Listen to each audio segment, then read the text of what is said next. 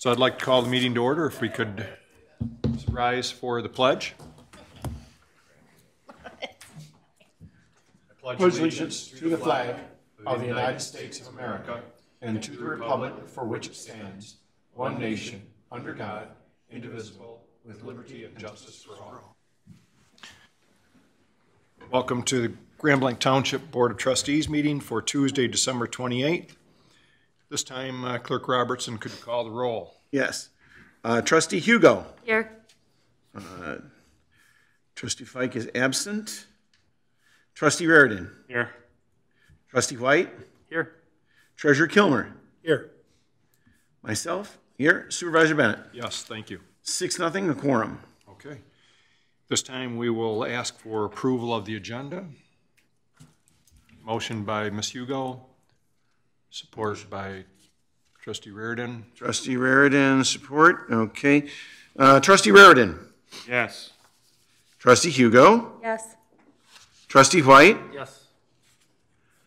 Myself, yes. Treasurer Kilmer. Yes.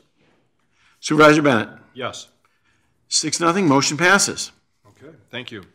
And now we'll open the floor for public comment. Seeing none. And seeing that there is none, we will bring it back here to the board, close public comment, and I'll ask approval of the consent agenda, if somebody cares to make that motion. I'll make that motion, Mr. Supervisor. Supported by Mr. White. Mr. White supports. Okay, Trustee White. Yes.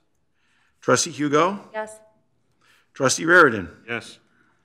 Treasurer Kilmer. Yes. Myself, yes. Supervisor Bennett. Yes. 6-0, motion passes. Okay, at this time, I will ask Mr. Lima to discuss the public hearing that we're going to have. The public may provide comment on the proposed revised 2022 general fund budget and millage rates. Mr. Lima? Mr. Supervisor, this is on your agenda today. When we approved the budget earlier this year, the L4029, which is the sheet that we submitted to the county that you guys approved in September, the incorrect one was presented within that budget packet. It showed the mosquito millage at .1520 instead of the .2349, I think. 2317? 2317, thank you. And because that was included in your packet, we thought it was prudent that we redid it and revised it. That was the correct amount, the 2317 that went out on the tax bills in December. But because inside of the packet that you guys approved previously on the budget, we wanted to hold the public hearing, give people another opportunity to comment on it, and then you will have item number 7A, considering a resolution to adopt the revised general fund budget with that corrected millage amount showing it. Okay. Any concerns, questions? So we'll open it up for public comment. And seeing that there is no public comment, close public comment and bring it back to the board for a vote. Do we need to vote at this time, or is that later? I guess it's For the 7A. 7A. 7A. So at this time, we'll go to old business. And as we just discussed, we want to approve the revised 2022 general fund budget. And so a motion is in order. Motion. Dr. Raridan would like to make that motion. Supported by Mr. White. Mr. White, okay. The motion is the board consider resolution 2147 to adopt the revised 2022 general fund budget. Very good. Trustee White. Yes. Trustee Raridan. Yes. Trustee Hugo. Yes. Myself, yes. Treasurer Kilmer. Yes. Supervisor Bennett. Yes. 6-0, motion passes. Thanks. Number 8, new business. 8A, the board will consider a motion to approve a one-year contract extension to HydroCorp, the township's cross-connection control inspection contractor, costing $16,002 for the year 2022, and authorize township superintendent to execute all related contracts and documents. Anybody want to have discussion on that? Mr. Sears is here, our Director for DPS.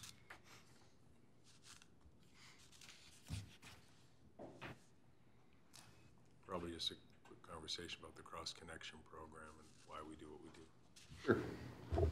Sure. Good morning. So before you is a contract extension for HydroCorp. They are a contractor that provides cross-connection inspections for our commercial businesses in the township. Per Public Act 399, we are required to inspect all commercial businesses in the township for cross connections which could allow contamination into our water system. There's a couple different types of cross connection or businesses. There's low risk and high risk. High risk businesses are inspected annually. Low risk businesses are inspected every 5 years. Something like a doctor's office or a dentist office is high risk because they have the potential to have backflow of chemicals or medicines or anything else back into the water system. And what we do is they have to have a device at their water meter that prevents water from going back and forth between their building and our system. Low risk are other office buildings like an attorney's office or an accountant's office.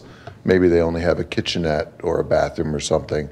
They're probably not going to have a lot of chemicals sitting around that have the potential of going back and forth between the systems. We used to do this project in-house, but as the township has grown over the years, it became just a burden on our department. We didn't have enough staff. We were using our clerical. It took at least one full-time person to manage this in the office, and it took 2 technicians basically almost year-round to do these inspections. Because as we go throughout the program, there's follow-up. So if we do an inspection and something needs to be corrected, we have to go back out and re-inspect. Or if they don't respond to our notices, we have to keep sending them notices. We have to do water shut-offs, so on and so forth. We hired HydroCorp, I think, in 2016, and they've done a wonderful job with us. They've taken that burden off our shoulders, and they just do phenomenal work for us. This is a 1-year contract extension. We have a current contract. Generally, we would have a multiple-year contract, but I didn't get this extension in time to negotiate a multiple-year contract with them for 2022. This does represent a 3% increase from last year, which is about normal for this program that we're seeing.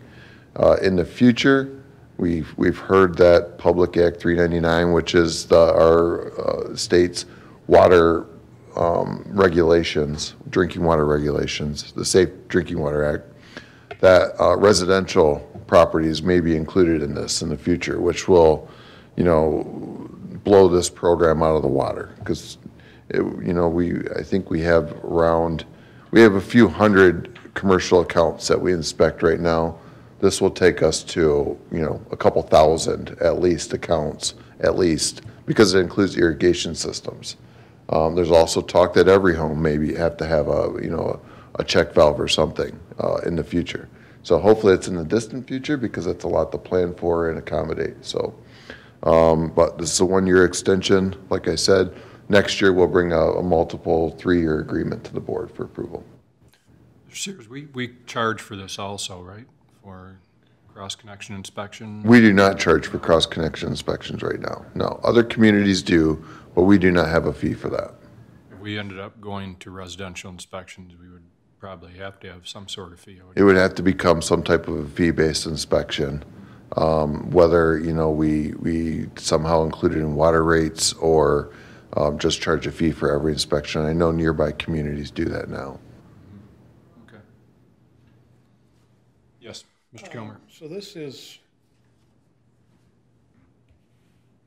we're charging for, because I don't think the city, I think they do charge right now. They could. I think they do. And they could do theirs in-house too. I'm not positive on that.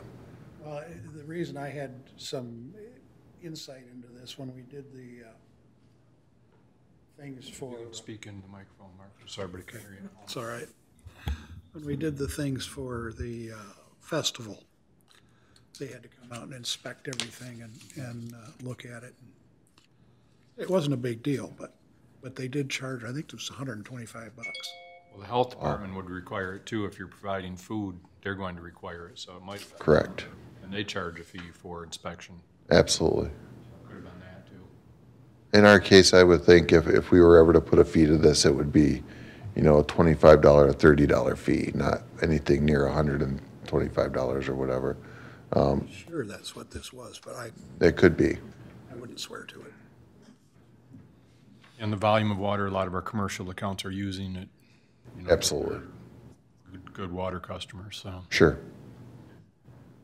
Okay. Any other questions or concerns? I just have a quick question about the residents. Obviously, we're speaking, what if people don't let you in their house? Well, If that came about, I mean, what would, if it comes down to where Public Act 399 is adjusted to accommodate residential properties, then it would come down to shutting their water off.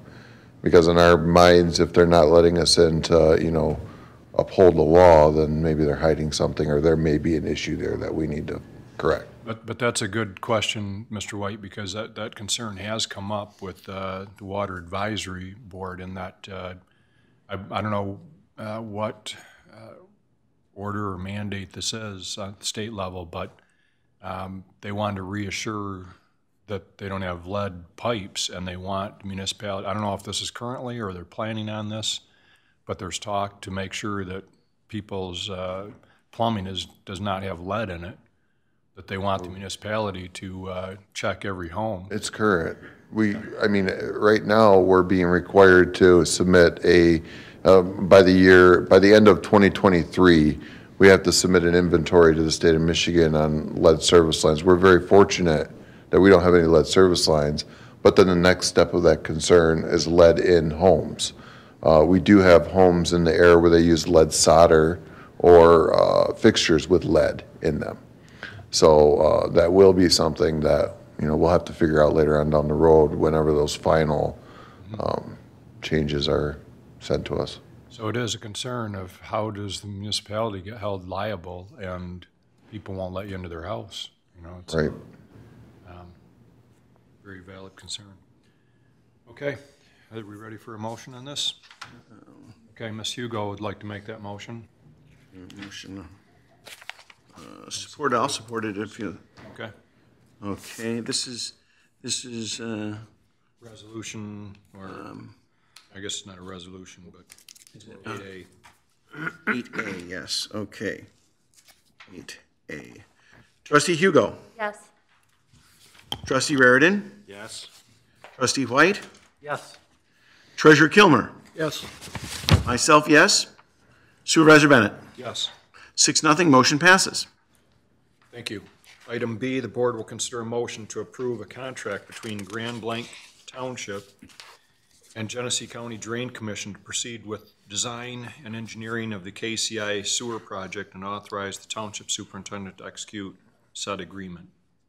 Mr. Sears? So this agreement that we've talked a lot about KCI here at the board level, and this agreement was sent to us from Genesee County Drain Commission so that they can get started on the design work, the first phases of it, which includes survey work, wetland markings, so on and so forth. I don't believe that this gets them into actual design, laying out pipe and stuff like that, but they'd really like to get a head start on this project. These costs are split between the township and Oakland County Water Resource Commission because we're the two communities that would be building the sewer when it is constructed.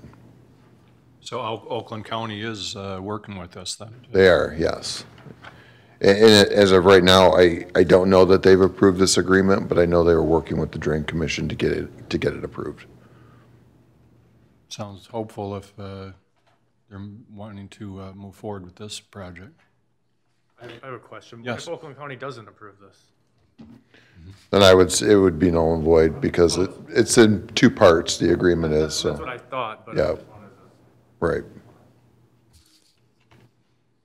All right, and everybody has the federal money that they can use on infrastructure at this point, so maybe Oakland County's. And that's what Oakland County, the Water Resource Commission obviously doesn't get money themselves. It goes to the county in general, just like our Drain Commission here and they've kind of been negotiating with their Oakland County Commission to get some of that money. I'm not sure on their progress of that right now. Okay. Any other questions or concerns? Anybody care to make that motion? Dr. Reardon makes Motion by Reardon, supported by Treasurer Kilmer. Treasurer Kilmer. Very good. Trustee Reardon. Yes. Trustee Hugo. Yes. Trustee White. Yes. Myself, yes. Treasurer Kilmer. Yes. Supervisor Bennett. Yes. 6-0, motion passes. Thank you. Item C, the board will consider Resolution 21-48 to adopt the DDA 2022 budget and the budget as adopted by the DDA. So David, anything you want to comment on? Sure. So you have a copy of the budget that was adopted by the DDA, and you can see that it's very healthy, very conservative. One of the things that is important to note is that last year's money brought in by taxes was approximately the same amount as this year. In fact, just to be conservative, we used that amount again for this fiscal year as well. And you can see that we still, despite having engaged in some engineering services for the Baldwin Road improvements, we still managed to carry forward $100,000, which is great news. This year, I think you'll be hearing pretty early in the year about some proposed projects that the DDA would like to finance, but they're going to need your help to do that. And they're going to want to issue some bonds. They're going to bring proof not to just themselves, but also to you, that their TIF formula is working and that it's going to continue to be positive. In fact, it could show a lot of acceleration in the near future. And so while the dollar amounts that come at you may be a little bit concerning, there will be financial information to show that they'll be able to meet those obligations. And so I think we'll be starting that activity really early, right after the first of the year. And so you'll be hearing more about the DDA budget and their projects.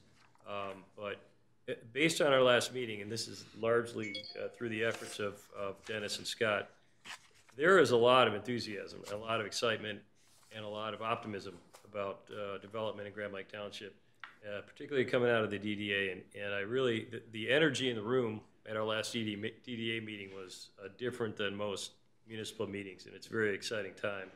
So you'll be hearing more from them and more from Scott and Dennis on the projects.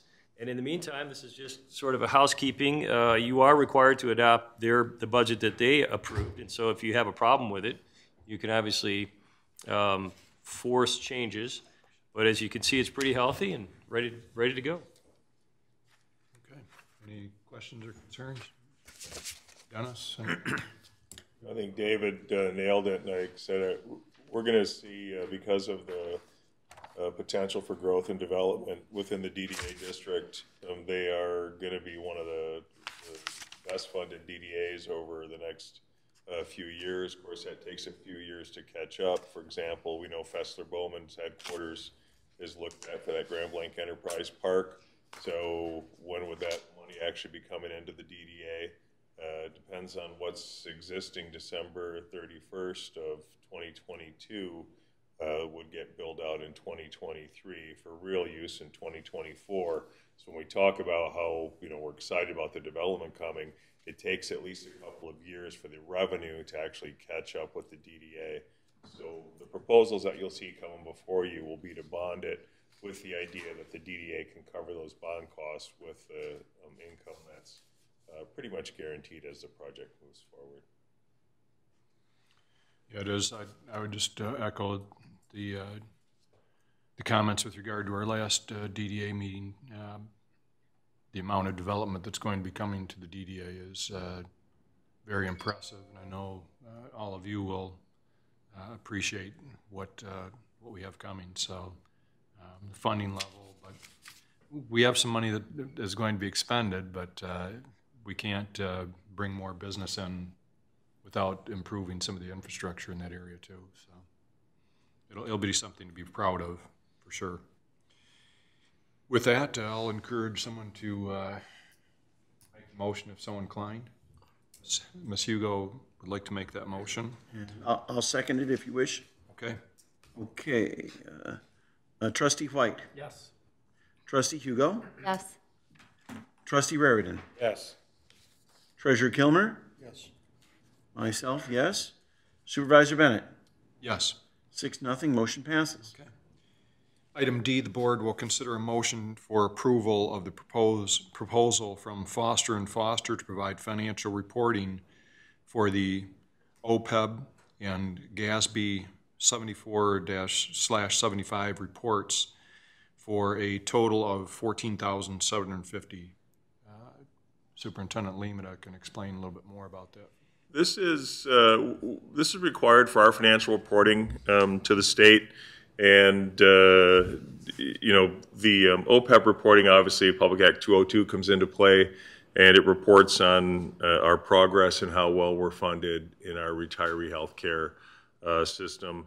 The GASB 74/75 reports is just another, again, our financials reports that are required as part of our overall filing every year.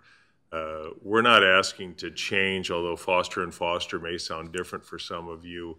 We have used Sandy Radwan that has done our OPEB evaluation reports in the past. Her company merged with Foster and Foster, and she is retired, so the person who was working with her will be doing those actuarial evaluation reports for us. And then they'll be doing it under the Foster and Foster nameplate. So we have continuity of who's been doing our reporting for us. It's just that it's a different name. I would recommend, we can always go out and do RFPs or RFQs for this type of service, but there's a lot to be said for somebody who has that continuity reporting for us, and that's what we're asking you to approve today. Thank you. Yes, Clerk Robertson. Just a question. We have the letter on Foster and Foster letterhead here requiring an authorized signature, printed name and title. Would that be Supervisor Bennett's signature you would need, or would that be your own? My own is. Would be your own. Okay, I wasn't sure. Yep. All right. Very good. Thank you. Okay, any other concerns, questions? Okay. Someone care to make that motion? Motion by Dr. Reardon, supported by Mr. White. Okay, motion by Raritan, supported by White. This is item 8D. 8D. Trustee White. Yes. Trustee Raritan. Yes. Trustee Hugo. Yes. Myself, yes. Treasurer Kilmer. Yes. Supervisor Bennett. Yes. 6-0, motion passes.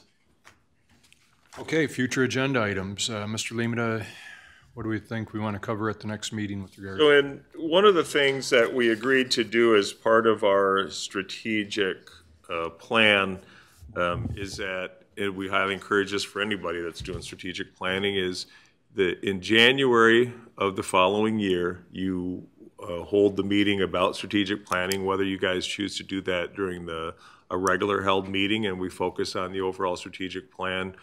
There should be 2 of those held next year, one in January and then one again in about July. The reason being is we approved this thing and got moving about the middle of the year last year. So you want that 1-year review. Typically we focus when we put our strategies together is that here's our tactics for accomplishing the first year goals. So the January meeting is, are these goals still relevant? Are we still working our plan? Are we making progress? Are these still the most important things to us? So it's more of an open-ended conversation where we kind of review all of the goals that have been selected by the board and then the progress that has been made by the administrative team to make sure that we're on track. That would be my recommendation in January, is that we kick that off by taking a full review of the strategic plan as adopted, just to see if there's any tweaking that any board members would like to make. Is there something we left out? Has there been a change in either in internal or external factors that would cause us to want to go in another direction, forget one goal, add a different one, and do that in January, with the idea that in July you hold another retreat and you really talk about those second-year strategies and tactics. Are we doing the right thing to get us where we need to be? Again, we chose this kind of a 3 to 5 year plan with the idea that we would accomplish most of those things on there, at least have all of the groundwork done within 3 years. So that's kind of where I would suggest, and that was written as part of our plan that we would do an overall review in January and then a little deeper dive again on second-year strategy and tactics later in the year. Okay. How about if we plan the next meeting to even talk about how we do that, if we want to bring some issue, you know, everybody take a few minutes to review the strategic plan, and maybe we can send it to everybody so they have a fresh copy of where we're at now. You can take a look at it, and at the next meeting we can determine whether or not there's enough that would justify having a separate meeting, or if we can just make our comments at the board meeting. Does that work for everybody? Yeah, it works. Okay. All right, we'll do that then. Okay, anything else under future agenda? Okay, Ms. Hugo, Planning Commission, anything to report on? I do not have anything to report, and our next meeting is January 6th. Okay, very good. Mr. White, anything with regard to ZBA? No, okay. Police, anything? Jude? Okay. Mr. Kilmer, anything with regard to treasurers? Okay.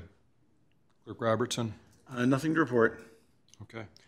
I just want to give our deepest condolences to former Planning Commission member, longtime Planning Commission, Ed Brown. His wife passed away this past week, and send our condolences to the Brown family. Ed has been a devoted member of our Planning Commission for years, and we really appreciate his service. So. And with that, anything, Mr. Laddie? No, sir. Anything else, Mr. Limita? The only thing is, thanks for a fantastic year from this board on behalf of the administrative staff. We set out with 2021, excited, you know, with a whole new board coming in and asking for direction and where do you guys want us to go, and you guys provided that through that strategic plan. I think we've made amazing progress. I'm so excited about 2021 and where that got us, and I'm real excited when we kick off 2022 because so much on the economic development front, and we feel like as a whole from an administrative team, we couldn't be more appreciative of the leadership that this board has provided, and so thank you. I mean that sincerely on behalf of everybody, to every one of you as an individual and collectively as a whole.